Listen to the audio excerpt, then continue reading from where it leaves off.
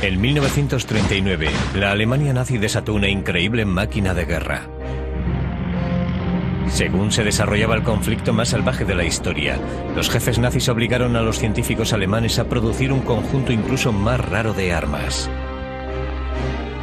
Algunas eran revolucionarias, otras sencillamente puro delirio. Todas ellas se crearon para llevar la devastación a todos los rincones del globo y mantener el dominio del Tercer Reich durante 1000 años. Un bombardero global capaz de volar por el espacio a 20.000 kilómetros por hora para llevar la destrucción a cualquier capital del planeta. El primer rifle de asalto del mundo capaz de doblar una esquina. Un arma de vórtice creada para derribar un avión generando un tornado. Armas raras. Capítulo 2.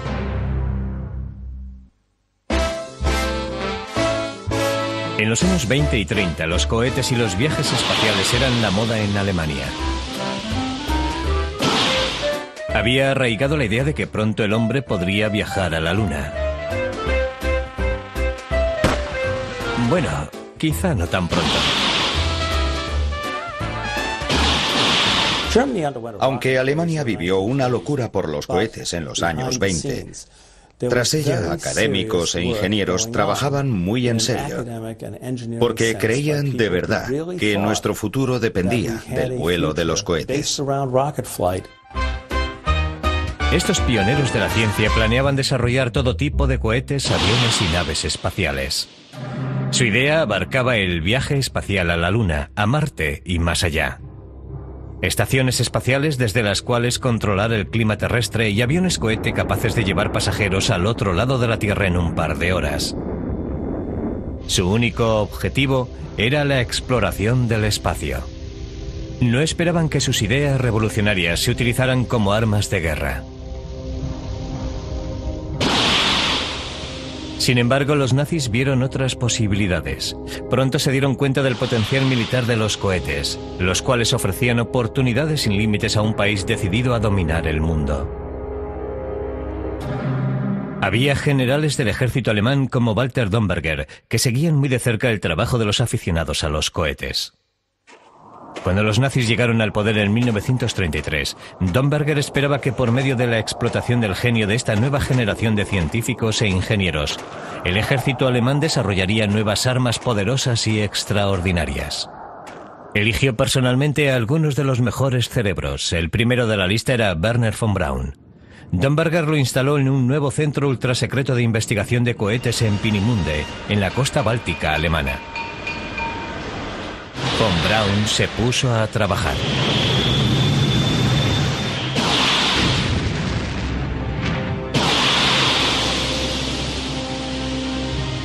Contando con financiación ilimitada, von Braun construía un cohete tras otro. No para viajar a la Luna, sino para desarrollar el primer misil balístico intercontinental del mundo.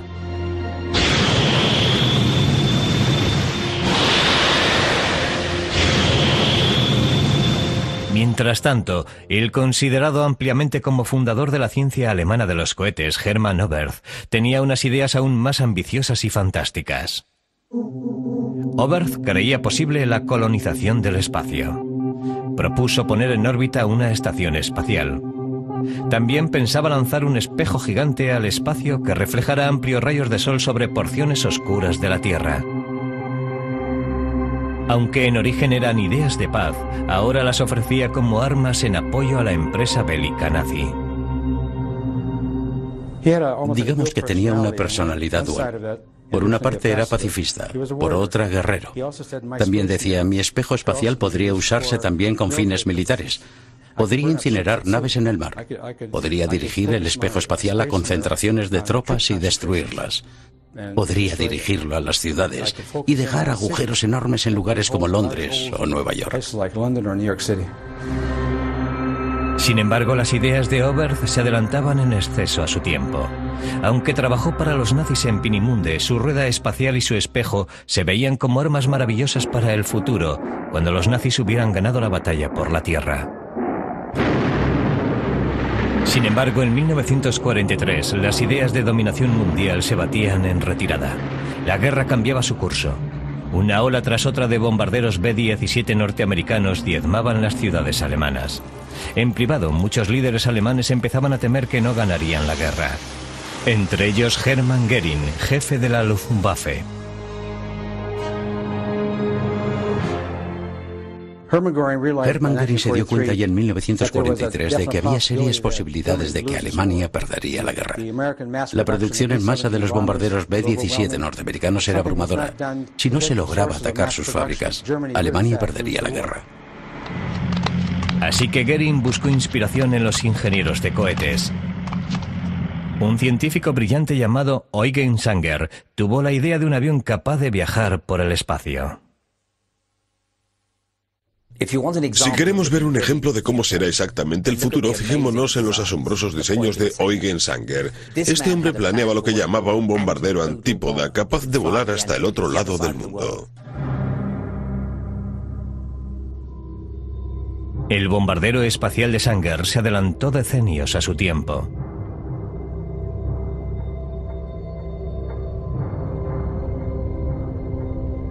En el despegue, el avión debía impulsarse a lo largo de un monorraíl por medio de un trineo de cohetes V2. Tras recorrer 2,7 kilómetros, el avión se desplazaría a más de 1.600 kilómetros por hora. Tras dejar la vía, un segundo cohete en su interior alteraría la trayectoria y lo elevaría a 150 kilómetros hacia el espacio.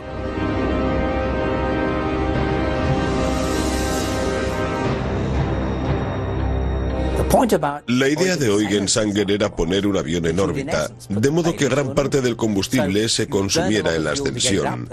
Pero una vez en los límites del espacio, podría actuar más o menos como un planeador. Entonces descendería sobre las capas altas de la atmósfera, como una piedra que salta sobre la superficie de un lago. Un piloto llevaría el avión hasta el límite de la atmósfera terrestre. A una velocidad de 21.600 kilómetros por hora, daría la vuelta a la Tierra en 2 horas. Podría dejar su carga letal en cualquier ciudad del mundo. Aunque los alemanes no tenían capacidad nuclear, planeaban usar una bomba que difundiera partículas radiactivas a la atmósfera.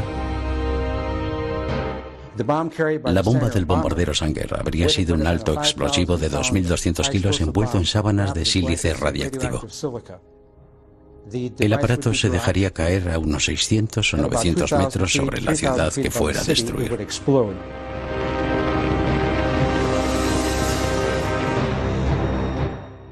El sílice radiactivo caería como copos de nieve, provocando enfermedades radiactivas y la muerte.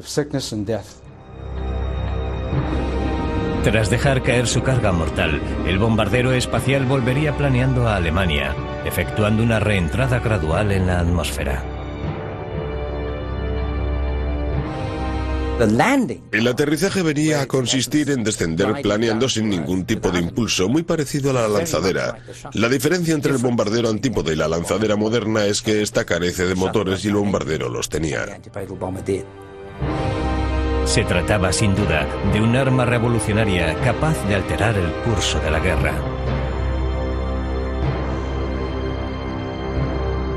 Göring inmediatamente colocó a Sanger en su propia base de investigación en el norte de Alemania, con instrucciones de desarrollar el bombardero antípoda. Sin embargo, Sanger tenía un secreto. Sabía muy bien que su idea tardaría años en realizarse. Sin embargo, desesperado por obtener fondos, omitió a Göring los detalles de calendario. Incluso convenció a los líderes nazis de que el bombardero antípoda podía ser una herramienta útil de propaganda. Los nazis estaban encantados por contar con una nueva arma en su arsenal de propaganda, y Eugen Sanger estaba encantado porque le financiaban su pasatiempo favorito. Cuando Hermann Göring se dio cuenta por fin de que el bombardero antípoda se adelantaba demasiado a su tiempo, su estado de ánimo cambió de repente.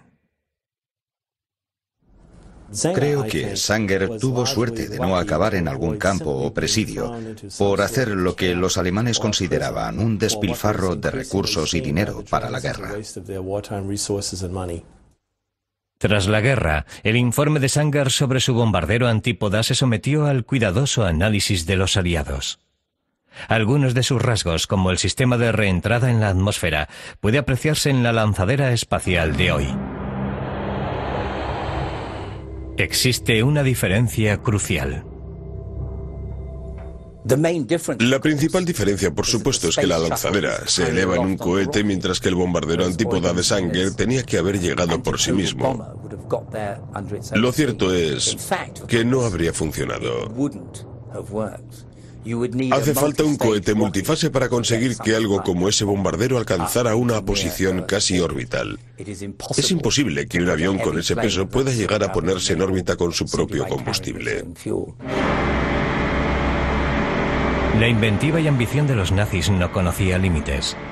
Ayudados por notables ingenieros, produjeron numerosas armas raras y fantásticas de destrucción que funcionaban de maravilla, como un arma capaz de dar la vuelta a una esquina.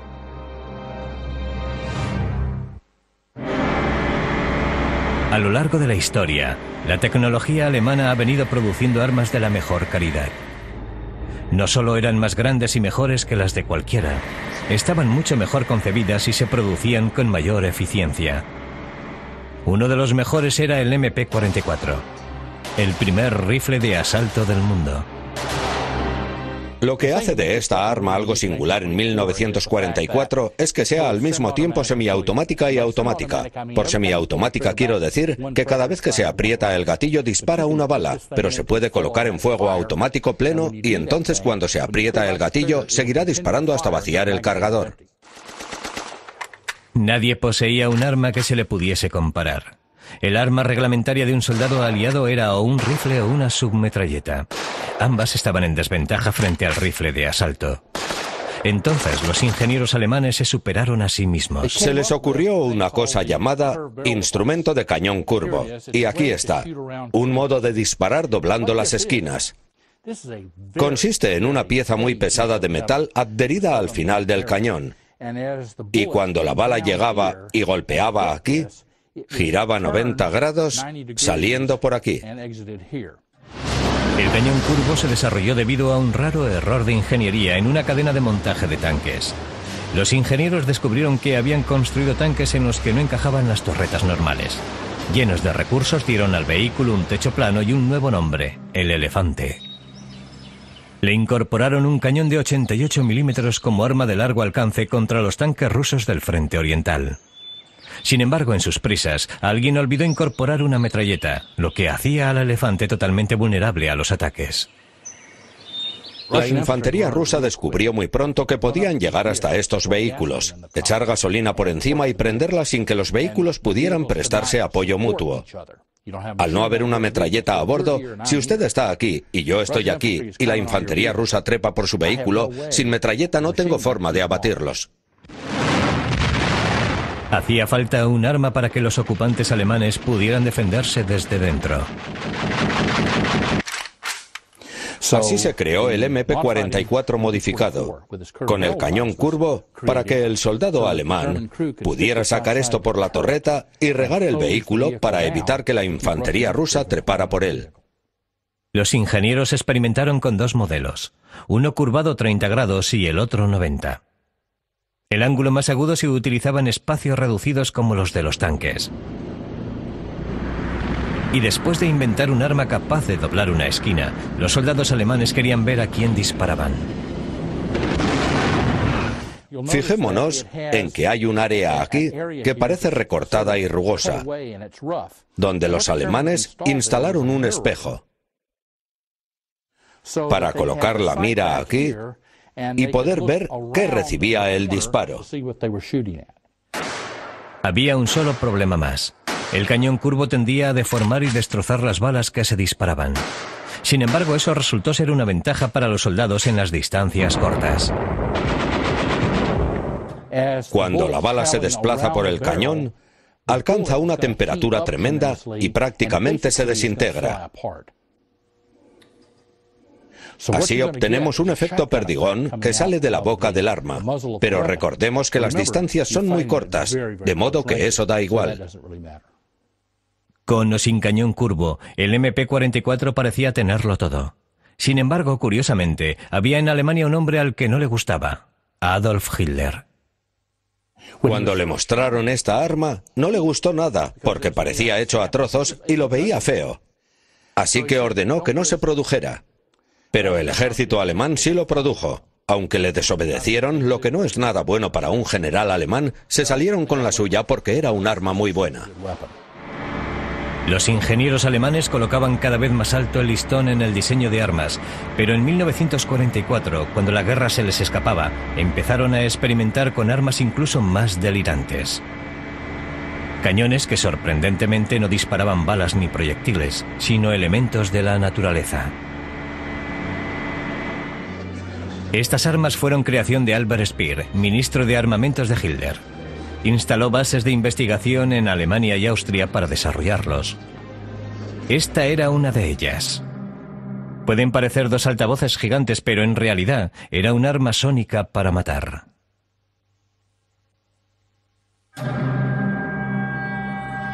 El arma funcionaba prendiendo una mezcla de metano y oxígeno en una cámara de resonancia.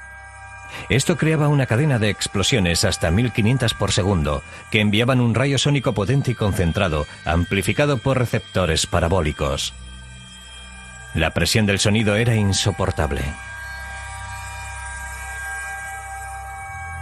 Equivalía a sumergirse 9 metros bajo el mar en términos de presión. Una presión que se invertía cientos de veces por segundo.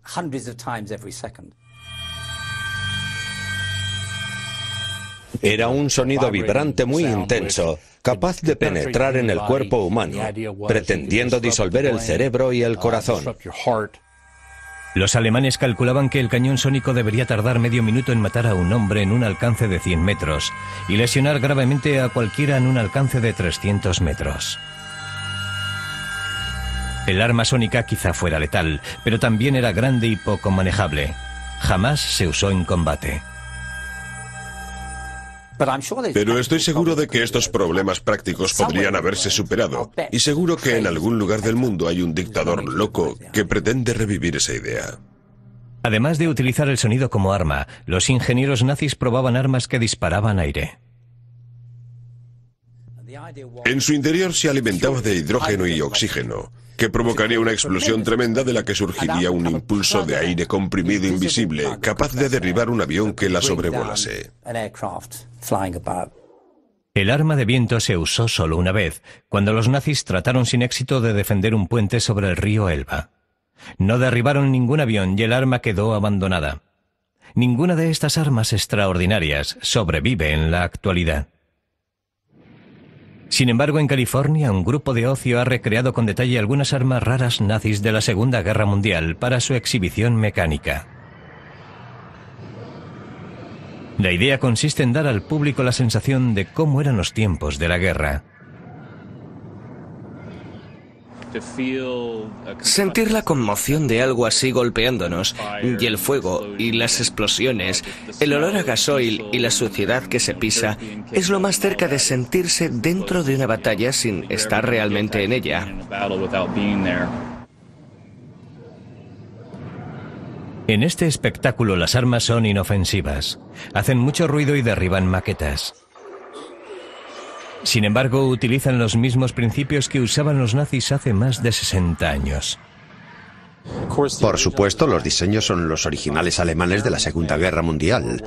Ellos son los abuelos de estos trabajos con cañones de vórtice, armas sónicas y demás. Este es un cañón de vórtice a escala. La versión original alemana era como 20 veces mayor. El cañón alemán creaba un vórtice o remolino con fuerza suficiente para arrancar las alas de un avión. Este cañón, aunque mucho más pequeño, opera sobre principios parecidos. Se coloca una carga explosiva en el interior del cañón y al encenderlo se dispara un vórtice invisible hacia el aire a 160 kilómetros por hora.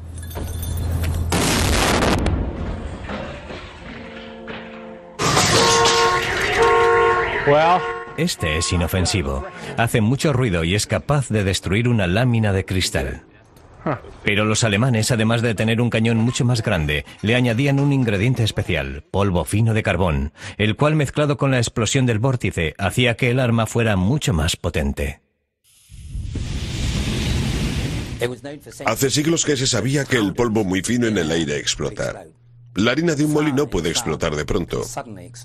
El polvo fino de carbón en una mina puede explotar de pronto. Y fue una invención austríaca durante la guerra la que trató de aprovechar este proceso para crear un cañón de vórtice. La reacción del polvo de carbón con el aire hacía que el vórtice fuera cada vez más grande, hasta alcanzar el tamaño de un pequeño tornado. El polvo seguía ardiendo, alimentando la espiral, y al menos en teoría generando un enorme remolino capaz de derribar un avión. Al igual que el cañón sónico y el de viento, el cañón de vórtice jamás llegó al campo de batalla. La idea era en verdad extraordinaria, pero ¿pudo haber funcionado? ¿Pudo haber derribado un avión? Si el avión colabora, sí. Es decir, con todo lo que sabían y eran capaces de hacer. Es asombroso que construyeran estas cosas y obtuvieran de ellas estos efectos, pero desde un punto de vista práctico, habría que tener mucha suerte en el disparo. Sin embargo, otras ideas de armas raras tuvieron mucho más éxito. Al principio de la guerra, los nazis dominaban la naturaleza de una forma algo distinta, desarrollando tanques capaces de viajar bajo el mar y máquinas gigantes que transportaran por el aire a los hombres y las máquinas necesarios para invadir Inglaterra.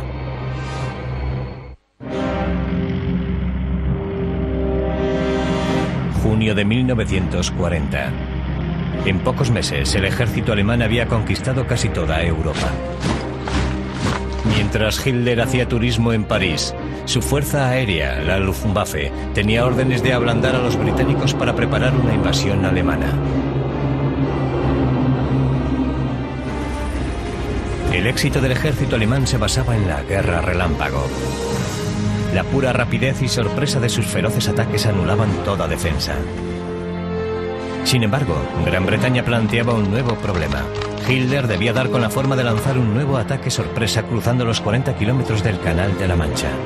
Quería una fuerza invasora de 160.000 hombres fuertemente blindados en las costas de Inglaterra, con rapidez y sorpresa máximas. Alemania invirtió profusamente en planeadores de asalto en los años 30, los cuales utilizó con éxito notable en 1940 durante la invasión de los Países Bajos, pero eran planeadores muy pequeños, capaces de llevar como mucho a 10, 15 o quizá 20 soldados. Hitler pidió a la fábrica Messerschmitt que produjera un diseño para algo mucho más grande. Asombrosamente, antes de 14 días, ya tenían los dibujos del planeador más grande de la historia. Podía llevar casi 10 veces más carga que cualquier otra nave alemana. Hitler la quería de inmediato. Planeaba invadir Inglaterra en cuestión de semanas. En Messerschmitt debían construir deprisa. La obra se inició el 11 de junio de 1940. Se ordenó la colaboración de prisioneros de guerra. Se reclutó a las empresas de la zona para el suministro de materiales. La nave se bautizó como Gigante y su tamaño era asombroso. Medía 54 metros de punta a punta de ala y su fuselaje iba a tener casi 30 metros de eslora. Para mantener el bastidor ligero desarrollaron una fórmula singular de madera y acero. La estructura principal se formaba con tubos huecos de acero reforzados con nervios, 22 en cada ala. Se daban forma en una fábrica de muebles cercana. Una fábrica de camas fabricó el bastidor de acero de las grandes puertas de carga en el frontal del avión. Hitler había pedido un avión capaz de transportar un tanque por el aire. Messerschmitt construyó algo incluso mayor. El nuevo planeador podría alojar a 120 soldados plenamente equipados. En total podía cargar 24 toneladas.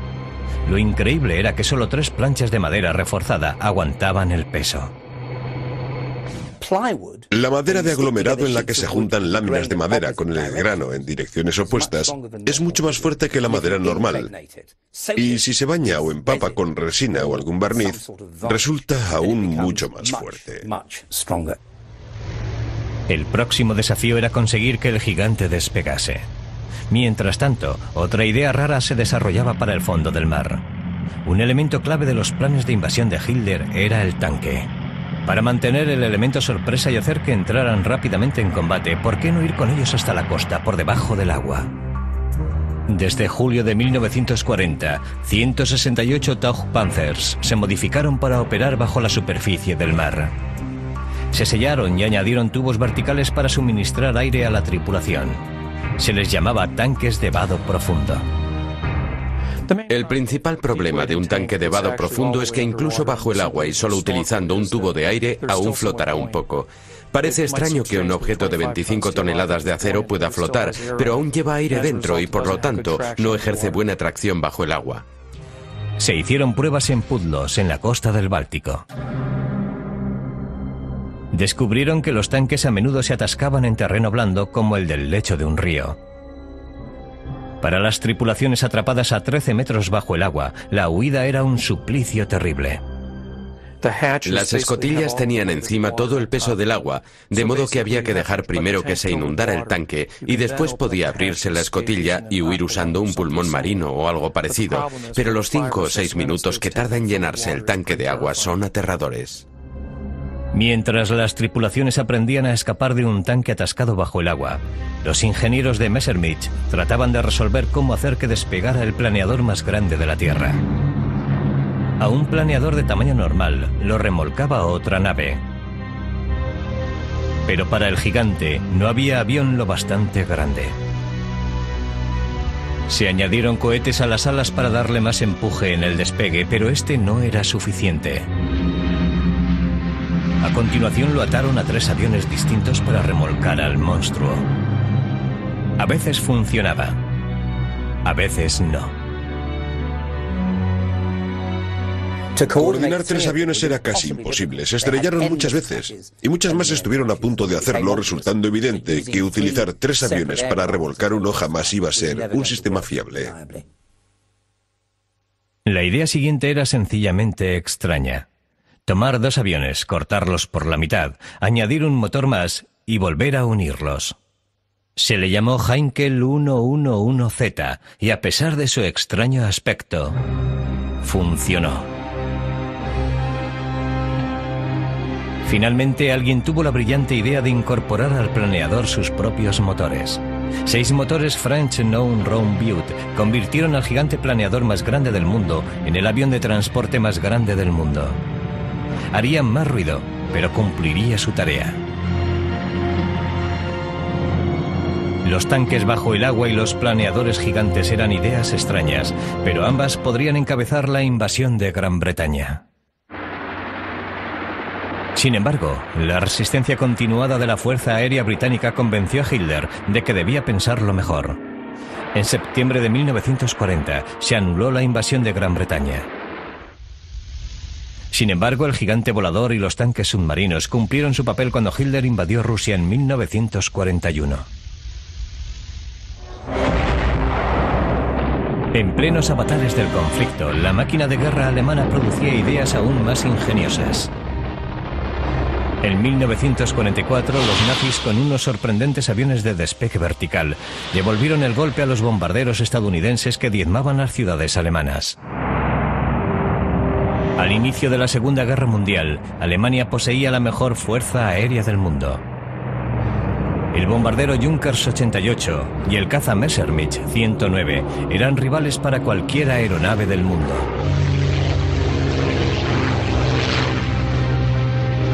En 1940, el comandante de la Fuerza Aérea Göring y Adolf Hitler confiaban tanto en la invulnerabilidad de la Fuerza Aérea Alemana que frenaron el desarrollo e investigación de nuevas naves.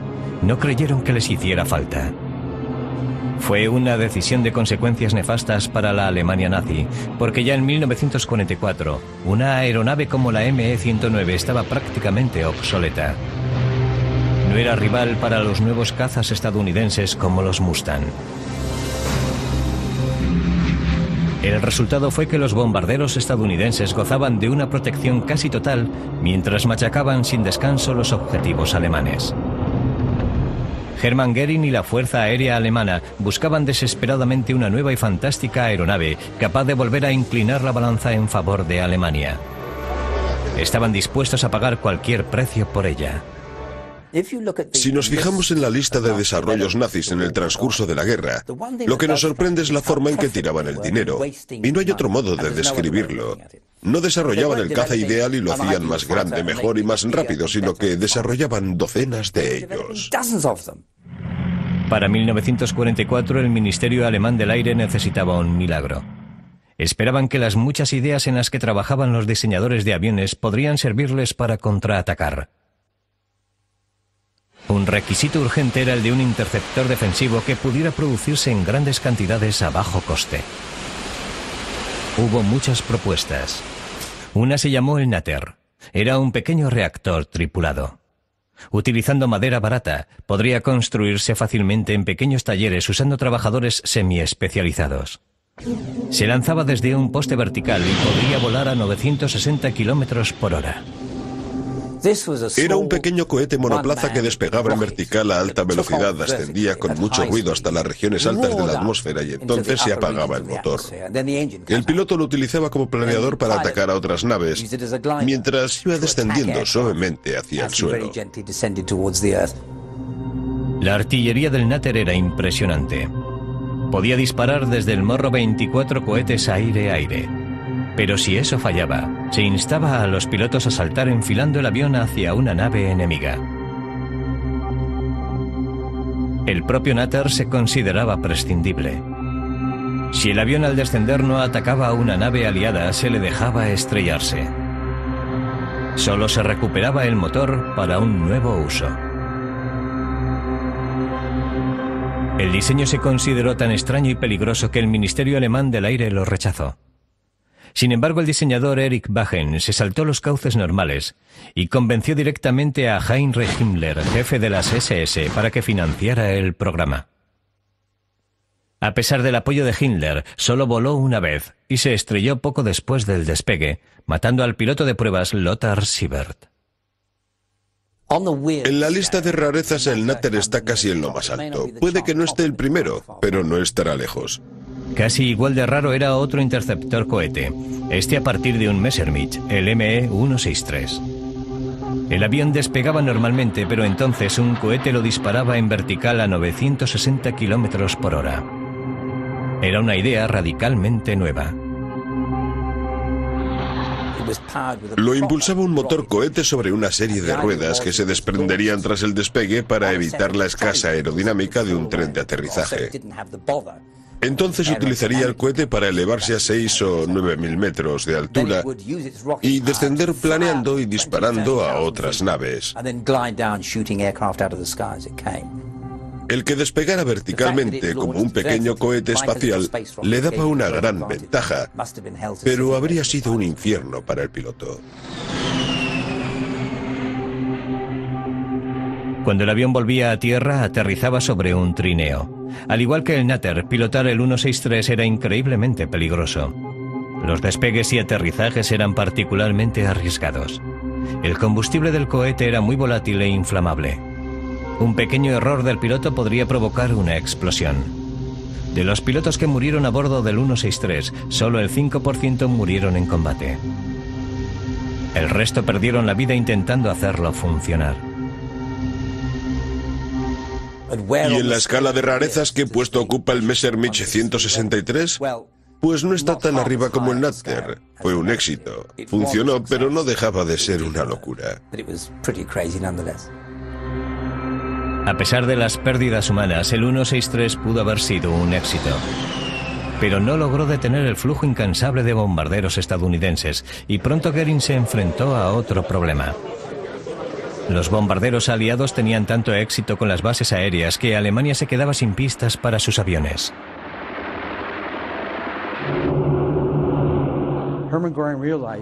Hermann Göring comprendió que necesitaba otro tipo de máquina voladora capaz de ocultarse en los bosques, en un patio, en cualquier sitio, capaz de despegar en vertical, realizar una transición a vuelo horizontal, regresar de su misión de atacar los B-57, realizar una transición y aterrizar en vertical sin necesidad de pista. Lo sorprendente fue que Goering buscara la solución en un profesor de zoología de la Universidad de Göttingen, Erich von Holst. Este era un profesor excéntrico con una pasión de siempre por las libélulas y los colibríes. Le fascinaba su forma de volar, en concreto cómo despegaban en vertical y volaban en horizontal. Creía posible aplicar estos principios de la naturaleza a una máquina voladora artificial.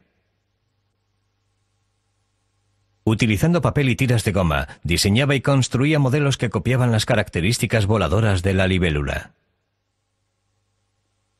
Su artículo Die Triflügel, el ala impulsada, proponía un avión de despegue vertical. Tal diseño era un anhelo hacía tiempo en el mundo de la aviación. La empresa Focke-Wulf de ingeniería aeronáutica y otras muchas pensaron que podría funcionar. A Hermann Göring en 1944 le parecía una solución perfecta. El Triflügel habría tenido una altura de 9 metros. Su fuselaje estaría rodeado por 3 rotores de 9 metros. En cada punta habría un reactor de 60 centímetros. Al encenderse los motores elevarían la máquina del suelo. Una vez en el aire, giraría poco a poco hasta alcanzar un vuelo horizontal de alta velocidad. El Triflügel estaría entonces en posición de ataque.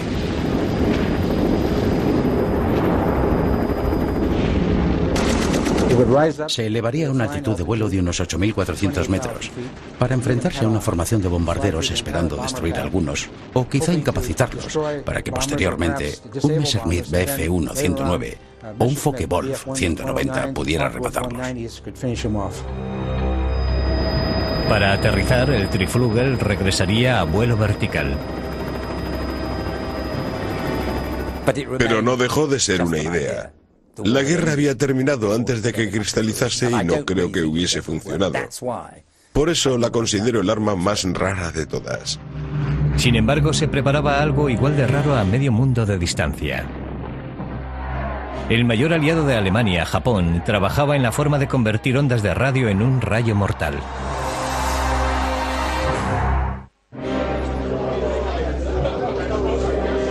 En los años 30, los científicos de los principales países del mundo querían saber si las ondas de radio podrían ser un arma.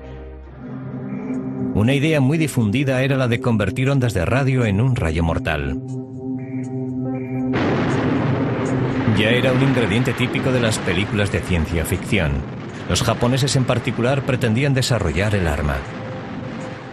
Es interesante que los japoneses buscasen esta tecnología. Era un arma considerada ciencia ficción en la época, y solo los japoneses se la tomaron en serio como para dedicar programas al desarrollo de un rayo de la muerte.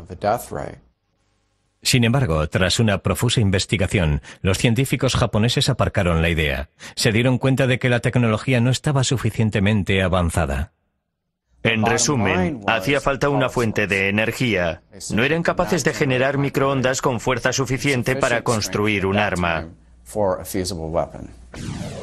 Los japoneses no llegaban a nada con los rayos de la muerte, pero los científicos británicos y estadounidenses habían dado un gran salto con las ondas de radio, el radar. Las ventajas del radar eran evidentes. Un sistema capaz de advertir con antelación de un ataque aéreo sería una defensa muy valiosa.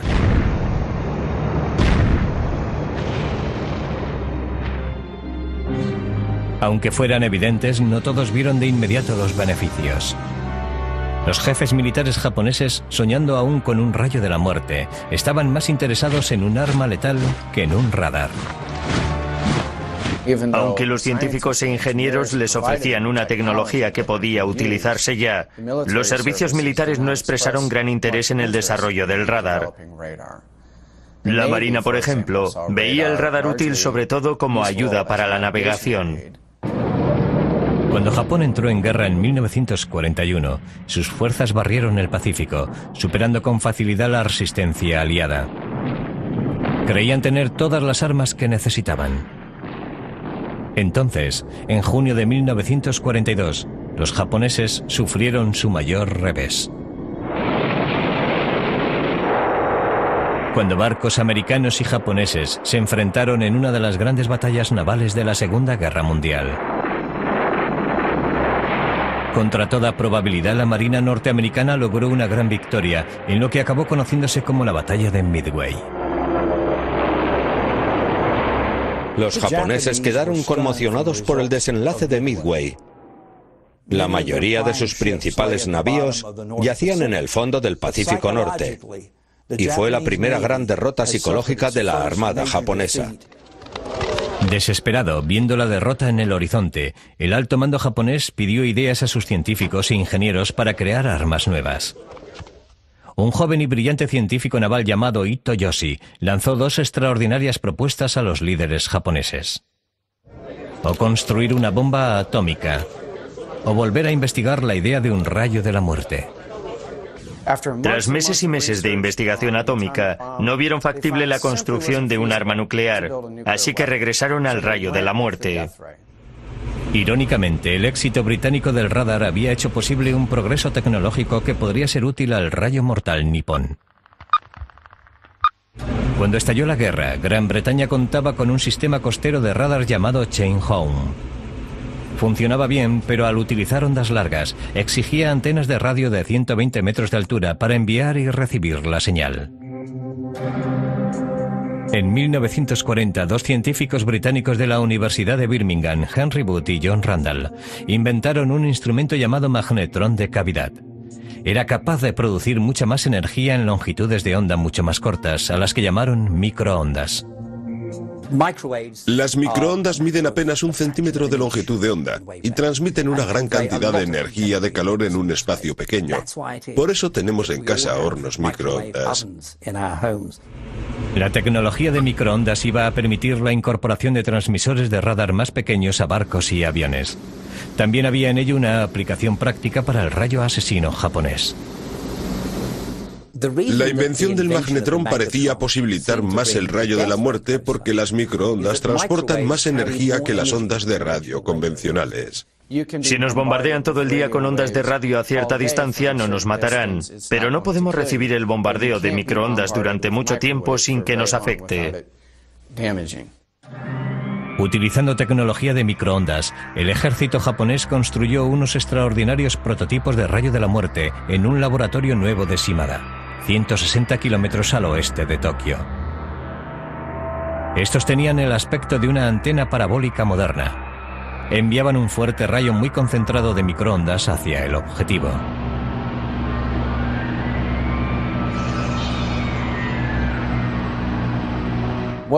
Se trata de un dispositivo que se puede apuntar hacia un ejército invasor y en un barrido freír a todos los que se nos acerquen.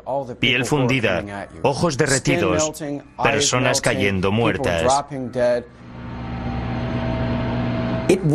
Se trataba de cocerlos desde dentro, desnaturalizar sus proteínas, calentarles las células hasta que dejaran de funcionar. Los archivos del ejército japonés muestran que las primeras víctimas del rayo de la muerte fueron conejos. A medida que los rayos se hicieron más potentes, los archivos japoneses declaraban que utilizaron monos como blanco. Lo cual posee una implicación siniestra, porque muchas veces, en lugar de consignar que eran seres humanos, anotaban que eran monos. De modo que es posible que el ejército utilizara también a seres humanos en esta investigación del rayo de la muerte. No lo sabemos seguro, pero es muy probable que sí. Sin embargo, matar a animales y quizás seres humanos en condiciones controladas estaba muy lejos de preparar un rayo de la muerte para el campo de batalla. Se trata de conseguir un arma capaz de derribar a una persona a una distancia considerable, lo cual es muy distinto de bombardear a un pasmarote con microondas. Los japoneses esperaban instalar rayos de la muerte en los barcos y en toda la costa para eliminar ejércitos invasores y derribar aviones. En las pruebas averiguaron que un rayo de la muerte podía incapacitar vehículos en movimiento cortocircuitando su sistema eléctrico, pero solo a la distancia de unos pocos metros. ¿Pudieron haber llenado los japoneses la costa con emisores de microondas contra cualquiera que se acercase? Por supuesto que no. La cantidad teórica de energía necesaria es la de todas las centrales de energía del mundo. La guerra acabó antes de que el rayo japonés de la muerte estuviera listo para la batalla. Cuando los líderes japoneses firmaron la rendición formal el 2 de septiembre de 1945, tal vez concluyeran que si hubieran decidido concentrar su investigación en el arma más rara de todas, la bomba atómica, quizás el resultado de la Segunda Guerra Mundial habría sido muy distinto.